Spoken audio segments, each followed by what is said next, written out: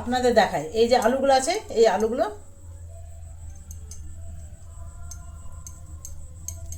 চায়ের সাথে ভীষণ ভালো লাগবে। খুব বেশি করা যাবে না, অল্প অল্প। বন্ধুরা, আজকে বানাচ্ছি বিকেলের চায়ের সঙ্গে চা। আমরা হামেশাই দেখুন বিস্কুট খেয়ে থাকি, চানাচুর খেয়ে থাকি, চিপস খেয়ে থাকি, কিন্তু এইরকম ছোটো ছোটো আলু নেবেন, এগুলো জল দিয়ে সেদ্ধ করে দেবেন। এগুলো কিন্তু জ্যোতি বা ননিতাল আলু নেবেন না, এগুলো লোকাল আলু যেগুলো হয় না সেইগুলো নিতে হবে। এগুলো একটুখানি সেদ্ধ করার পরে যেন শক্ত থাকে সেই রকম আলু দিয়ে কিন্তু ভীষণ ভালো হবে। প্রথমে আমি গ্যাসটা জ্বালিয়ে নিলাম, এটা সেদ্ধ করবো 2 থেকে 3 সিটি। আলুগুলো সেদ্ধ হয়ে গেছে। বিকেলে মাঝে মাঝে চায়ের সাথে খেতে ভালো লাগে, কি বলুন। এইটা এখন কি করব দেখুন, এইখানে নেব সামান্য কর্নফ্লাওয়ার।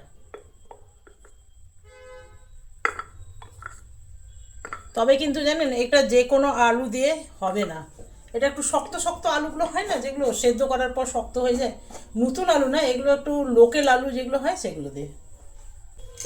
সেগুলো দিয়ে খুব ভালো হবে। এটা নিলাম কর্নফ্লাওয়ার, নেব সামান্য নুন, আর দেবে একটু চিলি ফ্লেক্স।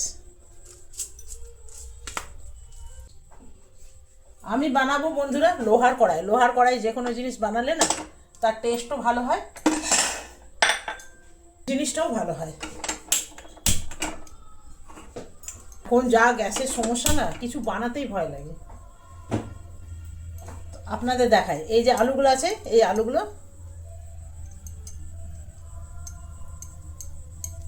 চায়ের সাথে ভীষণ ভালো লাগবে। আর এই যে এটাতে খুব বেশি করা যাবে না, অল্প অল্প, যাতে আলুর যে নরম ভাবটা থাকে না, যেটা থাকে, সেটা যেন আলুটাকে নরম না করে দেয়।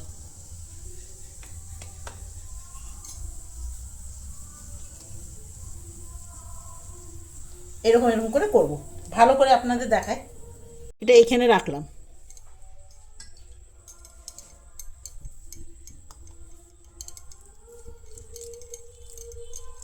ছাল শুদ্ধই কিন্তু করতে হবে জিনিসটা।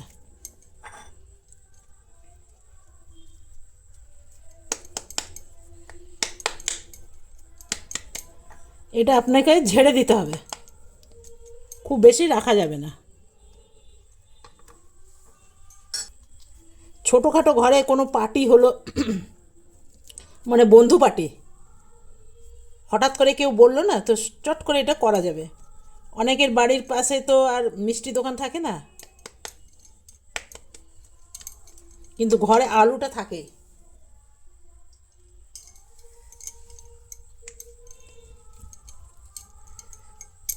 দেখছেন আলুগুলো সেদ্ধ হয়ে গেছে কিন্তু নরম হয়ে যায়নি, এই রকম আলু নিতে হবে। আর এটা কর্নফ্লাওয়ারে ডিপ করলাম, আলু একসময় স্টিকি ভাব থাকে না, এটা যদি ডিপ মানে একটুখানি কর্নফ্লাওয়ার দেওয়া হয় তাহলে কিন্তু সেই জিনিসটা থাকে না, একটু মচমচেও হবে আর খেতেও ভালো হবে। আমি টিকিয়া সাইজে করে নিলাম, আর আপনারা চাইলে কিন্তু এয়ার ফ্রাইয়ে করে নিতে পারবেন বা ওটিজিতেও করে নিতে পারবেন, তবে আমি এটা হালকা তেলে ভাজবো। তো দেখুন বন্ধুরা, বেশ অনেক কটা হয়েছে।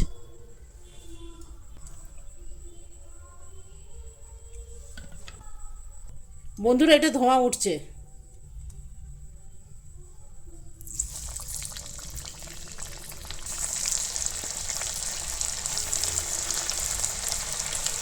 চারটে চারটে করে দিলাম।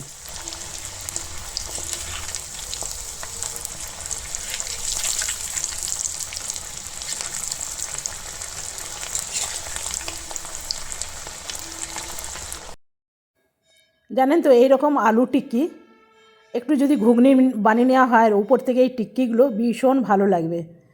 আর আমি খাবো চায়ের সাথে, আর ভীষণ ভালো হয় জানেন। আমি এইরকম পরপর 3-4 বার বানিয়েছি, আর প্রত্যেকবারই ভীষণ ভালো হয়েছে। আর এই আলুগুলোতে মিষ্টি ভাবটা কম আছে। এগুলো হয়ে গেছে, আমি 5 থেকে আরও 3-4টে দিয়ে দিলাম। এরপরে এইগুলোকে আমি উঠিয়ে নেব। একদম মচমচে হয়েছে জানেন, একদম খটখট করছে। এভাবে লাল লাল করে ভাজতে হবে।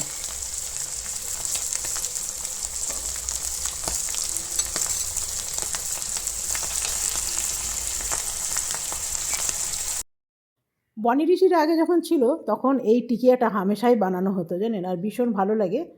আর ওরা খেত চিজ দিয়ে, আর কর্নফ্লাওয়ার দেওয়াতে বেশ মচমচে হয়েছে। আপনারা চাইলে কিন্তু আপাম মেকারে করে নিতে পারবেন। আর এইদিকে বসে দিচ্ছি চা, একদম লাল লাল করে। আর জানেন এগুলো এত ভালো হয়েছে না।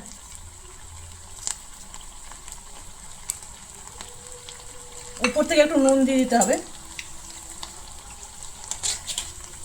কারণ আমি নুন দিয়ে ভাজিনি, নুন দিয়ে ভাজলে না নরম হয়ে যাবে।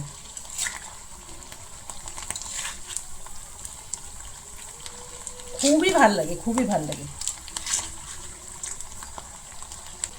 এইদিকে বসেছি চা।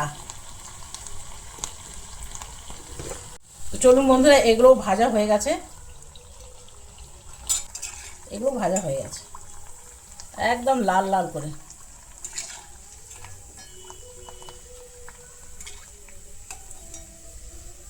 খুব ভালো হয়, আপনারা করে দেখবেন।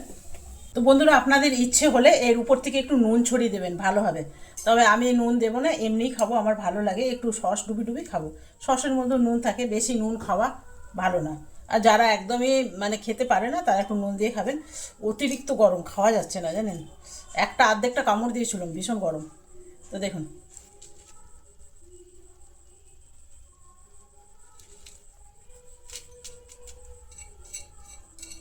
খুবই ভালো হয়েছে।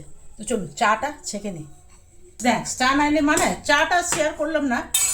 আদা দিয়ে চা বানিয়েছি আমি, সারা বছরই আদা দিয়ে চা বানাই, সারা বছর। এই হলো আমার চা, একবার লুকটা আপনাকে দেখিয়ে দিই। এই আছে গরম চা। তো চলুন বন্ধুরা, এটা এখন চা দিয়ে খাই।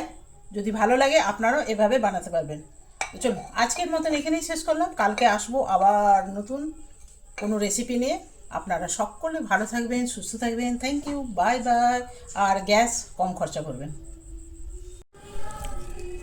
তো বন্ধুরা, এটা প্রায় শেষের দিকে, সেই জন্য এই ডাব্বাটা নিয়ে বসলাম। আর এই যে দেখুন,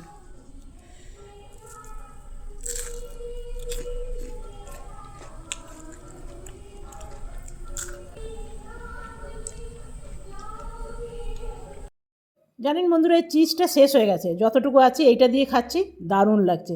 তো চলুন, বাই বাই।